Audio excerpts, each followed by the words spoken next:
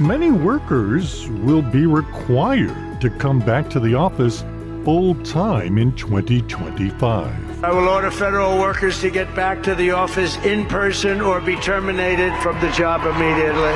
And it's not just the federal government. There are compelling reasons why companies want their people back in the building. The downsides of working remotely is you don't have that face-to-face interaction with your bosses, with your teammates. And so sometimes if you're standing around the water cooler and spitballing ideas on a new project, those ideas don't flow as well over Zoom or through the internet. Today is Thursday, December 26th, and this is The Issue from VOA. I'm Scott Walterman in Washington. Stand together! Don't turn back! Stand together! Power to the workers! That was a protest by Amazon workers back in May of 2023 when they were told they had to return to the office. Many workers are facing this new reality heading into 2025 after years of working from the comfort of home, and they're now being told it's time to return to the office full-time for the first time since the coronavirus pandemic. Workers at Amazon, AT&T, and other companies have been called back to the office 5 days a week. And if the incoming Trump administration has its way, it will happen to federal workers as well. It's a trend happening all over the world as employers think it's time. Now, I remember personally saying back when the pandemic took hold that people were never going back to the office. But working in isolation does have its downside. Here's an interview from April 2021 with someone who understood that even then, when most people were working from home. We are social animals. Businesses are creative and they strive and they work because people are working together and sitting together and putting their heads together. That was Herbert Zanier, co-owner of Noosa Kitchen in downtown London. Let's talk about this. Joining us now is Evan Starr, professor of management and organization at the Robert H. Smith School of Business at the University of Maryland. Thank you so very much for being able to take time to talk to us about this. My pleasure. Glad to be here. So 2025, I think, is going to be the year that people came back to the office from the pandemic. A lot of companies, Amazon, AT&T, are telling people it's time. 5 days a week, come back to the office. Big transition for people.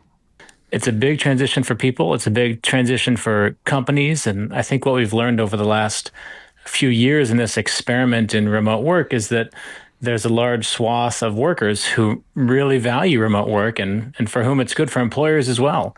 And I do expect a bit of a backlash from workers who are used to remote work, especially women, those who have needs they have to take care of at home, to have a bit more backlash. And I could see companies struggling with retention for some of those individuals, and that's going to present opportunities in the labor market for companies that can staff those roles in remote work.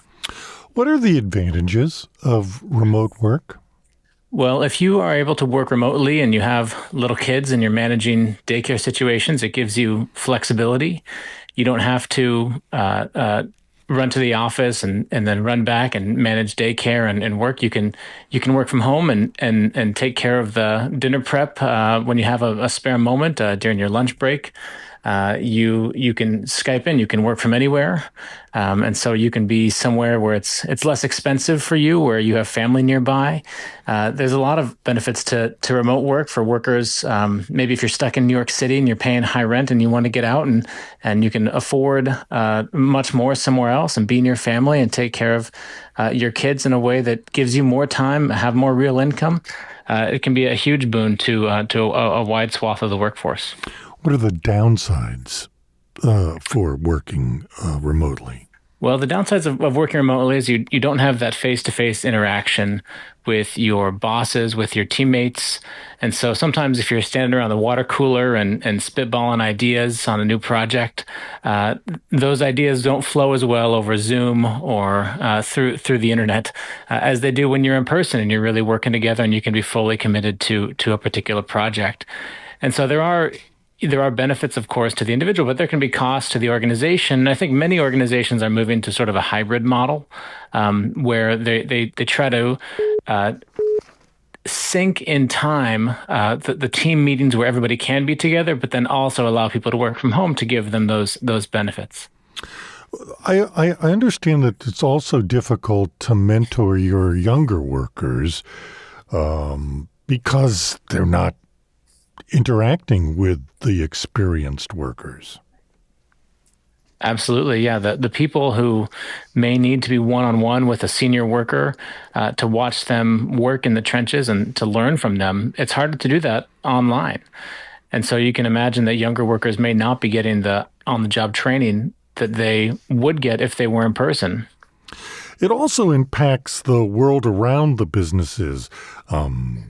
Office space providers and restaurants near office space and, all of the ancillary industries that feed off of a in-person workforce, right? Absolutely. You've got the transit systems that get you from miles away from the office to the office. You've got the expensive downtown buildings that are empty. During the COVID pandemic, there was what they called a donut effect, where if you're living in the expensive downtown city center, that everyone kind of moves outwards a little bit because you don't have to be downtown. And so it absolutely affects the rental value of the properties, the restaurants, everybody working nearby. At the same time, it just changes the geographic distribution of the demand for those products, because now instead of being in a city center, now there's going to be more demand outside where the people have moved to. I want to expand the conversation a little bit, if we can, to other things that you see coming in 2025 and beyond. Is there going to be a shift in the employer-employee relationship with the being fueled by the new administration and the Republican-controlled Congress? It seemed like there was a lot of a union resurgence, particularly during the Biden administration last 4 years. They were very visible in promoting and supporting union workers. Well, I think if you step back for just a moment, unionization rates have fallen quite low since their peaks after World War II, and the Biden administration was concerned about worker power broadly, especially as a way to combat what they saw as sort of excess corporate power. And if you think about what some of the Biden antitrust agencies have done, they've gone after very large companies for using their corporate powers in ways that could be illegal. And the flip side of that is they've been also very interested in strengthening worker power, in particular by emphasizing unions and trying to grow unionization rates in the U.S. You also have the Biden administration doing things like focusing on non-compete agreements and wanting labor markets to be more competitive for workers.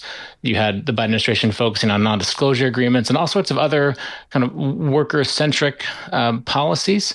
It does seem like the Trump administration is more anti-union, it's yet to be seen on how they feel about corporate power and who they nominate for some of the antitrust agencies, whether we're going to see a continuation on that front. But it does seem like the Trump administration is going to be less pro-union. We see a lot of union movements in companies like Amazon and Starbucks and places that weren't previously unionized, but companies that employ huge numbers of people. I think that, if you're in a work environment that poses a risk to you, where you feel like you're being underpaid and your benefits are low, then unionization gives you an opportunity to demand better benefits in exchange, for working there. And that's because as a single worker, your voice is relatively small, and they don't necessarily have to listen to you if they can replace you fairly easily. And so the collective power of worker voices can kind of improve the workplace generally. You said that you've seen the long-term downtrend of union membership and union strength. Do you think that's leveling off, turning around, more of the same? I think that we saw during the Biden administration, because of the emphasis on it, certainly an uptick in unionization efforts. Whether that's going to continue, my sense is that these things take time. And as individuals see that there maybe are benefits to being in a union, that they could continue to grow. At the same time, I don't see them returning to what they were sort of after World War II. And especially given the current political environment sort of being anti-union, I don't imagine that the policies that will be passed in the next few years would be supportive of unionization broadly. Anything else do you think that we should be on the lookout for the next year, 2, 3?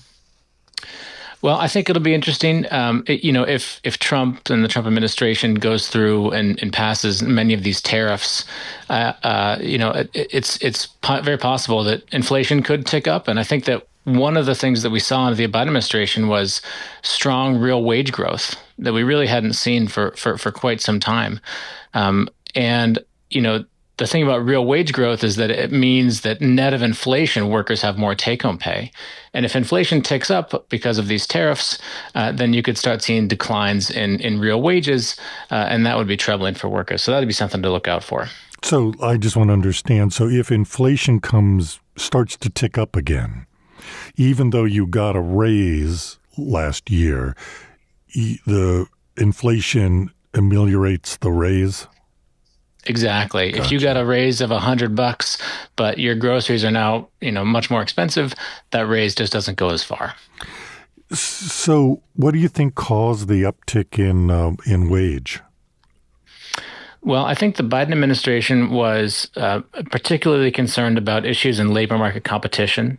And if you go back to one of the first executive orders, President Biden talked about competition in labor markets and this concern that workers were not necessarily getting a fair shake. And there's been kind of a wide swath of research over the last decade suggesting that labor markets for the typical worker are in fact not all that competitive.